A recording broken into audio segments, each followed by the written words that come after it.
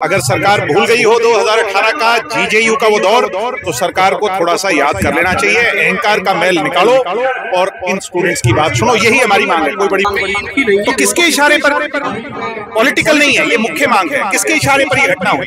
किसके इशारे पर इतना बड़ा कांड हो गया? किसके इशारे पर यहाँ पर अंदर इतनी असहजता है?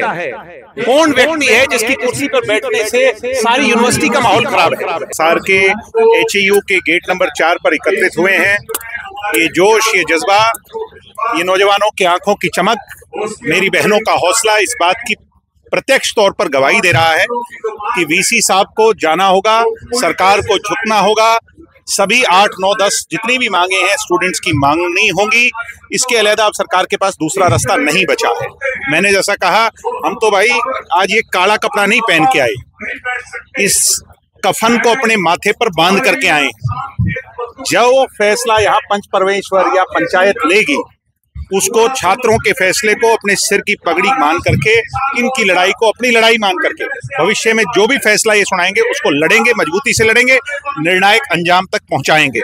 अगर सरकार भूल गई हो 2018 का जीजेयू का वो दौर, तो सरकार को थोड़ा सा याद कर लेना चाहिए। अहंकार का मैल निकालो और इन स्टूडेंट्स की बात सुनो। यही हमारी मांग है। कोई बड़ी मांग नहीं। सरकार के साथ कई लोगों की बातचीत हुई, लेकिन छात्रों का कहना है कि बातें मानने के लिए दबाव बनाया जा रहा है। भाई, जब कोई भी चीज कागज पर नहीं आएगी तब तक हमें क्या पता क्या बात मानी गई है कि नहीं मानी गई। मैं आपको कोई बात आज माइक पर कह दूं, कल उससे मुकर जाऊं, तो उस चीज का क्या फैसला है?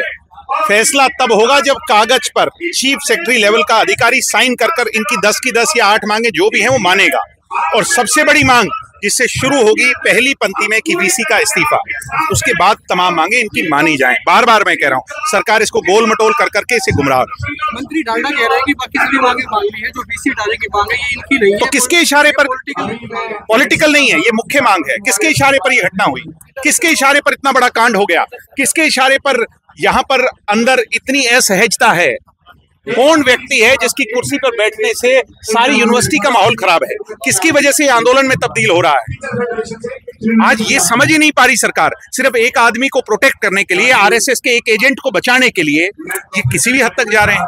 मैं फिर कह रहा हूं कि जो वीसी जेजेयू का ये कहता था मैं अपने दफ्तर से नहीं निकलूंगा, ये छात्र उसको घसीट कर लेकर आए थे। कहीं बीआर कंबोज के साथ ऐसा ना हो जाए।